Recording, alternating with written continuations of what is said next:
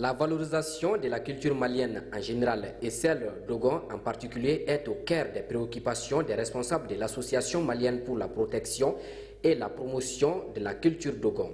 C'est pourquoi une conférence de presse est organisée pour informer l'opinion nationale et internationale de l'organisation du Festival culturel Dogon du 29 au 31 janvier 2016 à la place des cinquantenaires à Bamako. Le Festival culturel Dogon, c'est pour montrer les facettes de la culture Dogon, donner l'opportunité à des gens qui vivent à Bamako, qui ne peuvent pas se déplacer pour aller au pays Dogon pour les journées culturelles, de pouvoir savourer la culture Dogon sur place ici. C'est pour le développement du terroir Dogon. Vous avez entendu tout à l'heure le président de la commission d'organisation dire que les retombées de ce festival serviront plus particulièrement à l'eau. Il y aura des forages. Mais à côté de ces forages, il y aura certainement des fournitures scolaires pour les enfants. Il y aura aussi du matériel médical pour les SESCOM, et ceci et cela, etc. Rien ne peut s'acquérir sans être vendu. Si aujourd'hui on parle de Sundiata, c'est parce que les gens ont parlé de Sundiata, ils ont écrit sur Sundiata, ils ont fait tout sur Sundiata. C'est bien de garder sa culture très très intime et puis dire qu'on est jaloux de ça, mais il faut que, pour que ça soit connu, il faut aussi que ça soit vendu. Et donc ce festival qui se tient à Bamako ici, au lieu que chaque fois ça se fasse au pays Dogon, au pays Dogon là-bas les gens ils sont, en tout cas ceux qui sont là-bas, dans la localité, ils savent très bien toutes les facettes, toutes les couleurs de cette civilisation, toutes les couleurs de cet art-là.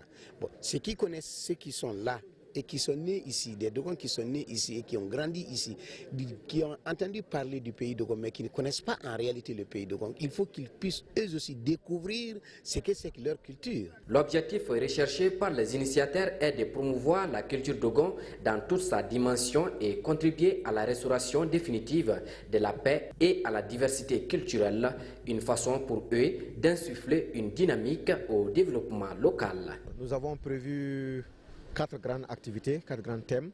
Le premier thème, c'est donc une activité sur les conférences sur la culture Dogon, les activités de conférences, les activités sur l'art, l'artisanat et les dégustations Dogon, les activités sur la musique et maintenant bien sûr les activités sur les masques Dogon. Voilà les 4 principales activités que nous comptons mener pendant ce festival. Le défilé du monde est intégré bien sûr dans les activités artistiques. Le défilé du monde, nous voulons réellement montrer ce que c'est que l'accoutrement Dogon à la base. C'est que quand vous allez dans un village Dogon, en fonction de votre tenue, on pouvait à peu près identifier votre statut social. Et à chaque âge, il y a une tenue dédiée. Donc bien sûr en fonction du sexe, en fonction de l'âge, il y a un accoutrement spécifique. Et c'est cela principalement que nous voulons montrer à un grand public pour dire bien sûr nous portons la tenue, mais chaque tenue a une signification et a un message à véhiculer en fonction de la joie ou en fonction des deuils, en fonction des circonstances dans le village, de votre âge, de votre statut social, vous avez un accoutrement et c'est ce côté pédagogique que nous voulons donner au grand public. Ce festival, donc, nous voulons plutôt faire amener la culture Dogon à Bamako. Habituellement, les gens se déplacent au pays Dogon pour vivre la culture Dogon.